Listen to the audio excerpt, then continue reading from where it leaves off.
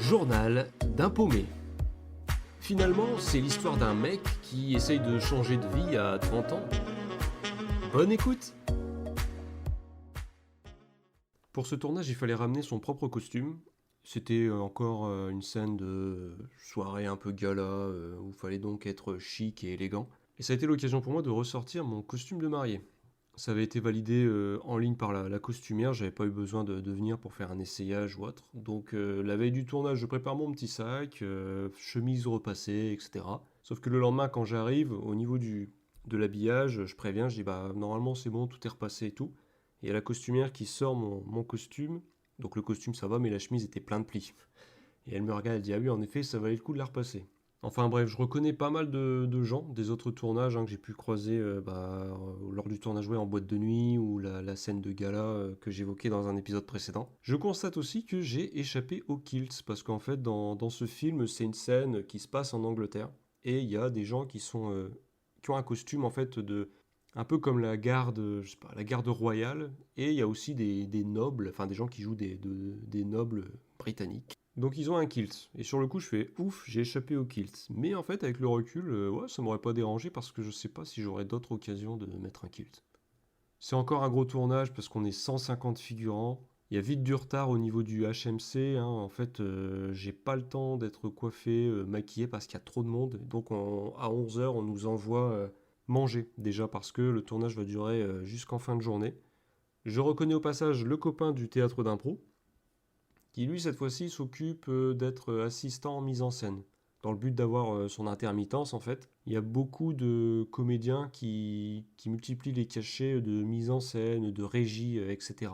Parce que pour avoir l'intermittence, il faut cumuler 43 cachets sur un an. Donc ceux qui n'arrivent pas à avoir 43 cachets en tant que comédien, ils en profitent pour se rendre disponibles sur des tournages pour faire d'autres missions en fait, tout simplement. Donc ouais, on se retrouve à manger à 11 heures et comme on est déjà tous costumés, habillés, etc., on se retrouve avec un bavoir XXL. Mais vraiment, c'est un énorme bavoir qui va du cou jusqu'au pied pour éviter qu'on se tâche parce qu'en fait, pour ce repas-là, ils ont privatisé un restaurant pas loin du lieu de tournage et on a pu manger carbonade et frites. D'ailleurs, c'était assez... ça collait bien avec le thème du film, les frites. Voilà. Je donnerai pas plus d'indices. On en profite pour discuter un peu avec les autres figurants qui sont à table. Et là, je fais connaissance d'un mec qui va avoir son intermittence au bout de 7 mois, apparemment. Parce qu'en fait, le gars, il va partout en France sur les tournages, pour la figure, etc. Et du coup, je me souviens, je lui ai demandé comment il faisait, parce que autant il y a certains castings, ils exigent qu'on habite dans certains départements, etc. Et il m'a expliqué, lui, tout simplement, qu'en fait, il mentait. Il disait, sur l'annonce, ils disent qu'il faut habiter dans telle ville. Lorsque je candidate, je mets que j'habite dans telle ville. Et après, j'y vais avec ma voiture, et puis je dors sur place dans ma voiture, voilà. Alors, force est de constater que ça paye, parce que le gars, en 7 mois, il a son intermittence, ce qui est assez rare. Mais j'avoue que j'ai pas envie de fonctionner comme ça. En fait, je sais qu'on vit dans un monde où t'as l'impression que si tu fais pas de roublardise, tu t'en sortiras pas. Mais j'ai pas envie de commencer à mentir aux gens en disant bah non, en fait, oui, j'habite là et en fait pas du tout, etc. C'est pas dans ma nature. D'ailleurs, au début, lorsque je candidatais dans ce genre d'annonce, je mettais que j'habitais en région parisienne. J'utilisais l'adresse d'un oncle. Et l'oncle d'ailleurs était pas forcément au courant. Mais assez vite, je me suis rendu compte que j'avais pas envie de fonctionner comme ça, parce que la réalité était tout autre. Et en plus, c'est pas comme si cet oncle-là m'hébergeait. Il est même pas au courant de ce que je fais dans la vie actuellement. Donc je me suis dit, j'ai pas envie de mettre cette adresse-là alors que j'y habite même pas quand je suis en région parisienne. Enfin bon, bref. Toujours est-il que ce mec-là m'a quand même impressionné, là, celui qui est allé partout en France, là, je sais qu'au mois de juillet, il partait à Biarritz pour un tournage, mais pareil, il avait dit qu'il habitait sur place, alors que le gars, en fait, il est de Rouen. Mais il expliquait qu'à Rouen, il n'y a aucun projet, enfin, il y a très très peu d'annonces audiovisuelles, en fait, professionnelles en tout cas. On remonte avec les figurants, ils avaient privatisé un genre de chambre des commerces pour en faire le palais royal, enfin un palais royal en Angleterre. Et là, on croise le sosie d'Elton John. Mais vraiment, j'avoue, il ressemble, quoi. Mais bon, on voit que c'est un sosie. Et avec moi, il y avait un figurant qui est très fan du film pour lequel on tournait. Vraiment très fan. Le mec était à l'affût de voir les acteurs, etc. Et à un moment, je le vois partir en flèche vers le sosie d'Elton John. Et je vois, il lui demande s'il peut prendre une photo avec. Je vois, il le prend par l'épaule, grand sourire et tout. Le gars, il kiffe, quoi. Et il revient et je lui dis, ah ouais, il ressemble, hein. Et là, il me regarde avec des grands yeux, il fait, attends, c'est pas le vrai? Je fais, bah là, non, je pense pas, mec. Il fait, bah si, il parle anglais. Je fais, tu sais, je pense qu'il y a plusieurs personnes ici qui doivent parler anglais. Et je lui ai dit, tu sais, le vrai Elton John, s'il était là, il s'embêterait pas à être casé là avec les figurants, etc. Et il se laisserait pas, je pense, approcher aussi facilement. Le mec, il avait carrément pris par l'épaule, il avait serré contre lui et tout. Je suis pas sûr que le vrai Elton John aurait permis ce genre de choses. Mais j'ai vu que quand l'autre figurant a appris que c'était pas le vrai Elton John, j'ai vu que j'avais brisé un petit quelque chose en lui, mais bon, bah, c'est tout, c'est comme ça. Concernant la scène qu'on va tourner, en fait, j'avoue que c'est le tournage qui m'a le plus blasé, je crois, depuis celui d'époque, là, lors de la Deuxième Guerre mondiale.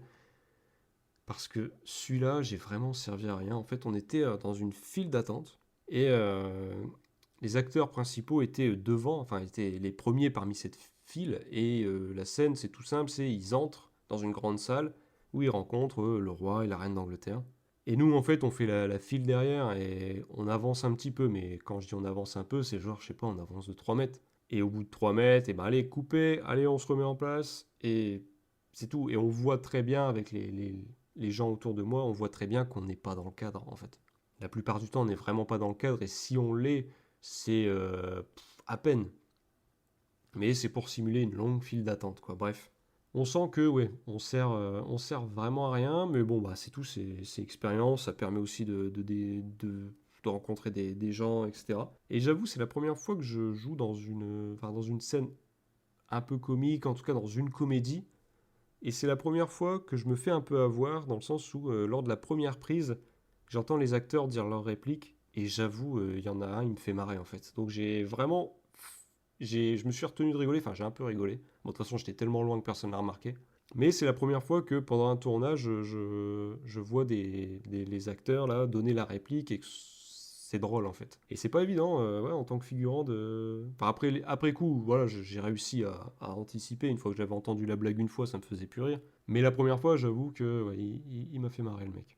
D'ailleurs, je me souviens que je disais on n'avait pas eu le temps de se faire coiffer, maquiller, etc. Bah, il y a une coiffeuse qui est passée juste avant les premières prises et qui nous a coiffé mais super rapidos quoi. Et j'avoue que ces personnes sont très très fortes quoi. Enfin, elles ont vraiment l'œil, elles sont super attentives pour que entre deux prises, la coiffure reste pareille. Elles font gaffe aux moindres détails, surtout pour les coiffures des femmes qui sont souvent plus élaborées. C'est impressionnant. Donc voilà, cette scène de file d'attente, on va la faire et refaire, mais dans différents angles. À un moment, on va la faire de tout devant pour voir les acteurs de face. Après, on va la faire de profil. Après, on va le faire, je crois, depuis la grande salle où les acteurs arrivent. Et en fait, on constate qu'on est toujours hors du cadre, nous. Donc en fait, c'est assez blasant parce que tu vois que, oui, tu sers complètement à rien, quoi. Le seul moment où j'ai peut-être servi à quelque chose, c'est un moment ils font des prises de son seuls. J'ai déjà pu l'évoquer dans différents autres épisodes. Mais quand ils enregistrent les comédiens donner la réplique, bah, les autres figurants, eux, enfin les figurants doivent se taire. Mais une fois que les comédiens ont donné leur réplique, etc., on va enregistrer du son seul pour qu'il y ait un peu de son ambiant, en fait. Et là, le moment où on a eu besoin de nous, enfin de moi et des autres personnes autour, c'était pour enregistrer nos pas lorsqu'on entre dans la grande salle, le bruit de nos pas sur le sol, tout simplement. Donc ils ont fait avancer ouais, 5-6 couples. Et voilà, c'est là où on a servi à quelque chose.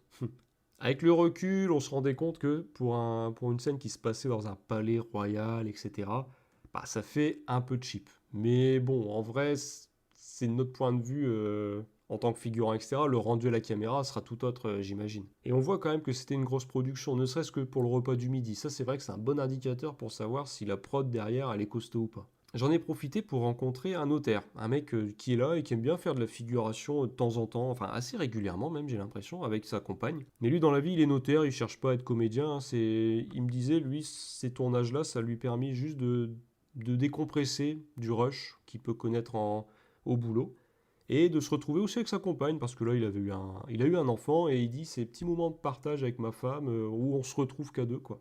Et je discute un peu avec lui parce que le gars il fait ça depuis un petit moment. Et il me racontait que c'est vrai que des fois, sur les tournages, il sent qu'il y a vraiment d'un côté les intermittents ou les professionnels, et de l'autre ceux qui viennent faire une figuration un peu par curiosité ou juste pour le plaisir. Il y a une petite dualité parce qu'en fait, les intermittents sont de plus en plus en galère pour avoir leur statut, pour avoir des figures, des cachets, tout simplement. Donc c'est pas toujours évident quand tu arrives sur un plateau de tournage de voir qu'il y en a, ils sont là un peu en touriste, ils cherchent pas à être intermittents, ils ont déjà un travail, etc. Et beaucoup considèrent que ça prive les vrais intermittents d'obtenir des cachets et de maintenir leur statut. Parce que chaque année, il faut le renouveler, il faut avoir les 43 cachets minimum. En ce qui me concerne, je comprends ce raisonnement, mais je comprends aussi que des gens qui ont envie de voir à quoi ressemble une journée de tournage, etc., se permettent de postuler. Parce que ce qu'on fait très souvent en tant que figurant, désolé, mais beaucoup savent le faire. Et c'est la frustration, hein, c'est que je pense qu'il y a beaucoup de personnes qui sont figurants, qui veulent être, enfin qui se considèrent comme comédiens professionnels, qui veulent avoir du jeu, de la réplique, etc. Mais malheureusement, on doit se contenter de figuration. Parce que les annonces de casting pour des rôles, elles se font rares, sauf quand c'est des profils spécifiques, vraiment très spécifiques des fois. Et oui, c'est frustrant de voir que dans les annonces auxquelles on peut postuler, quand on n'a pas d'agent, etc., ce sont 9 fois sur 10 des annonces de figuration ou de silhouette. Donc je comprends qu'il y ait un peu une dualité à ce niveau-là. Et d'ailleurs, le mec, là, le notaire, comprenait aussi. Et j'avoue, ce qui m'a un peu blasé, alors en plus de la journée où tu sais que t'as servi à rien, on a fini plus tôt que prévu d'ailleurs, on a fini à 17h50, j'avais été convoqué à 9h30. Mais bref, ouais, je disais, c'est en plus de le fait de ne pas avoir servi à grand chose, c'est que tu te rends compte que des personnes qui font ça pour le plaisir, elles arrivent à accumuler plus de cachets que toi, qui fais ça, mais pour en faire ton métier en fait. Je sais pas si je suis clair dans ce ressenti, mais toi, tu y consacres tout ton temps, tu te rends disponible à chaque fois, etc. Tu galères, et tu rencontres des fois des personnes qui ne font pas du tout ça comme projet professionnel ou autre, et ils s'en sortent mieux que toi, en termes de cachet, en termes de tournage, etc. Donc, ça m'a un peu blasé. Après, en vrai, j'ai vraiment bien discuté avec ce gars-là, là, le notaire, bon, je vais l'appeler comme ça. Juste après, on a même bu un verre, on a pris le temps de parler. Le gars, vraiment même sympathique, il m'a dit, écoute, si j'entends parler d'autres tournages, ça sera vraiment un plaisir de te partager les annonces et peut-être même qu'on pourra s'y retrouver. Donc voilà, il n'y a vraiment aucune jalousie vis-à-vis de lui, hein. Après tout, s'il est pris, c'est que les directeurs de casting sont contents de ce qu'il fait. Mais ce tournage, je l'avoue, m'a quand même un peu blasé. En plus, il a précédé de quelques jours quand même, les 1 an symboliques de ma mise en dispo. Et je peux pas m'empêcher dans ces cas de faire un peu le bilan. Je pense que je ferai un épisode juste là prochainement pour faire le point. Depuis 1 an que j'ai quitté mon travail, que s'est-il passé? Voilà, vraiment faire le point de tout ça, voir comment je me projette, etc. Donc ouais, ce cumul-là fait que la semaine qui a suivi n'avait pas été simple, je trouve, en termes de peut-être remise en question, des fois moralement aussi.